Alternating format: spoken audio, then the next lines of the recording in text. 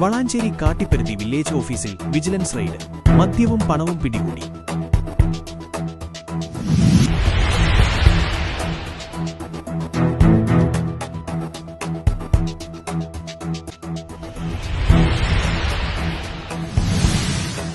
വളാഞ്ചേരി ജനങ്ങളെ ബുദ്ധിമുട്ടിക്കുന്നതായും അഴിമതി നടക്കുന്നുവെന്നുമുള്ള പരാതികളെ തുടർന്ന് വളാഞ്ചേരി കാട്ടിപ്പരുത്തി വില്ലേജ് ഓഫീസിൽ വിജിലൻസ് മിന്നൽ പരിശോധന നടത്തി.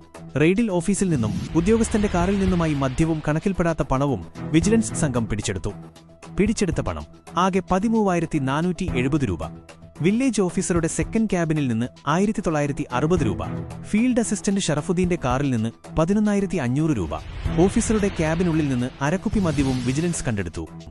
മലപ്പുറം വിജിലൻസ് ഇന്റലിജൻസ് ഓഫീസർ ജ്യോതികുമാറിന് ലഭിച്ച രഹസ്യവിവരത്തിന്റെ അടിസ്ഥാനത്തിലായിരുന്നു പരിശോധന.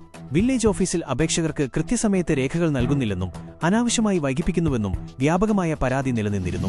ഇന്റലിജൻസ് ഓഫീസർ ജ്യോതികുമാറിനൊപ്പം ASI Sharafuddin, SPO Dhanesh, CPO Victor Antony എന്നിവരടങ്ങുന്ന സംഘമാണ് റെയ്ഡിൽ പങ്കെടുത്തത്. പിടിച്ചെടുത്ത പണത്തിന്റെ ഉറവിടത്തെക്കുറിച്ച് ഉദ്യോഗസ്ഥർക്ക് വ്യക്തമായ മറുപടി നൽകാനായില്ല. വരും ദിവസങ്ങളിൽ ഉദ്യോഗസ്ഥർക്കെതിരെ കർശന നടപടികൾ ഉണ്ടാകുമെന്നാണ് സൂചന.